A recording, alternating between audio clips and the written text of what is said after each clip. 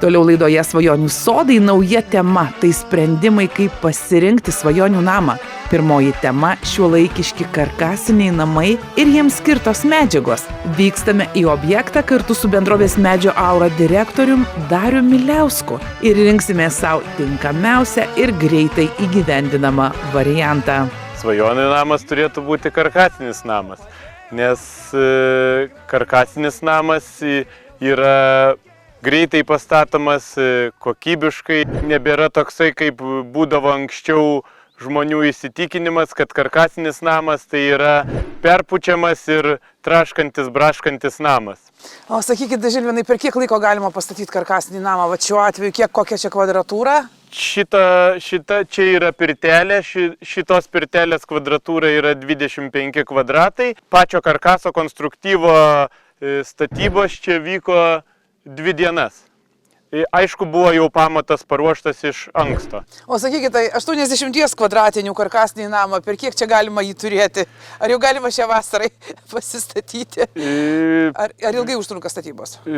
Statybos karkasinio namo, jeigu pilnai įrengiant, užtrunka kažkur tai apie 5 mėnesius. Tam reikia pradėti ruoštis kelis mėnesius iš anksto, pasirengti darbo projektą, susiderinti visas medžiagas, kad jos laiku būtų atvykusios ir tada galima planuotis, kad per 5 mėnesius mes jį turėsime. Tai sakykite dabar, Žilvinai, tai kokia yra to karkasinio namo esmė? Kodėl jis jums yra svajonių namas? Esmė tame, kad karkasinis namas, jeigu statantis kaip vasarnamį, tai yra gerai tuo, kad atvykus į karkasinį namą, jeigu jisai yra pastoviai nešildomas, galima susišildyti vidų per kelias valandas ir savo ramiai būti tenai. Nes paėmus mūrinį namą, jeigu žiemos metu jisai bus įšalęs, jį reikia šildyti gerokai ilgiau, kol pats mūras įšyla, tada tik tai pradeda šilti patalpa. Taip, o sakėt, o rąstinis namas, kodėl ne rąstinis yra? Svajonių namas gali būti? O rąstinis, mano nuomonė, nėra visiškai sandarus, ką mes galime pasiekti su karkasiniu namu, Todėl žmonėm, kurie nori sandaraus namo, nerekomenduoju, bet jeigu žmogui reikia tik tai vasarnamio, tai gali būti ir rąstinis. Tai sakykit, kokią klasę galima pasiekti būtent su karkasiniu namu? Su karkasiniu namu galima pasiekti A++ klasę, atlikus visus darbus teisingai ir panaudojus visas sandarinimo medžiagas, kurios priklauso sandarinimo darbams. Pasak bendrovės statybų aplinka direktoriaus Žilvino Zamuškos, karkasiniai namai apšiltinami šiuolaikiškomis medžiagomis ir taip pasiekiama aukšta sandarumo klasė. Svarbu naudoti kokybišką medieną, teigia su Skandinavijos medžio apdirbimo įmonėmis dirbančios bendrovės Medžio Aura direktorius Darius Miliauskas. Žilvinas minėjo, kad karkasiniam namui turi būti naudojamos tos tinkamos medžiagos. Tai kokios jos turi būti?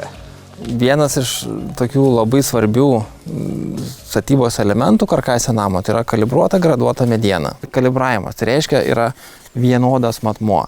Ar aš lentą pamatuosiu, sakykime, vienam gale ar kitam gale, jeigu čia yra 45 mm, tai ir čia taip pat bus 45 mm.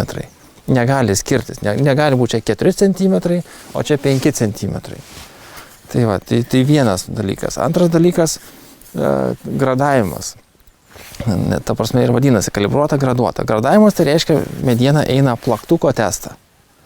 Tiesiog įrenginys ten plaktukas tikrina medieną, jeigu yra paslėptų kažkokių dalykų, įtrūkimų, povinys ar kažkas, jeigu netinkama tai apkrovai, tiesiog įdedama į šalį. Jeigu yra tinkama, yra ženklinama C24 spaudu, spaudas turi numerį ir panašiai. Tokia mediena yra patikima, iš jos lengviau statyti, statyba yra greitesnė ir tada jau iš tokios medienos kokybiškai, kai meistras surenka namą, tiesiog sugriūna visi mitai, kad tas medis, ta prasme, kad namas traška, braška, kažkas nesandaru yra, kažkas kreiva ir panašiai. Tai statant iš tokios medienos, namas niekada jums nesikraipys, nebraškės.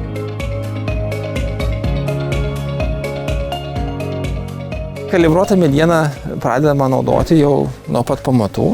Dedamas apatinis vainikas. Čia, šiuo atveju yra 2 sluoksniai apatinio vainiko, montuojami statramsčiai, supjaunami reikiamo ilgio. Ir stogo konstrukcija, ir perdanga gali būti montuojama ir panašiai. Tiesiog visas namo raumuo, laikanti konstrukcija yra ta kalibruota mediena. Tai yra galutinis produktas, sausas ir panašiai. Tai pastačius namą daugiau nekeičia matmens, nevaikšto, neplišinėja, nesikraipia. Ir gali būti žyma ir C24 stiprumo klasė, gali būti C18, tai jau mažesnė stiprumo klasė.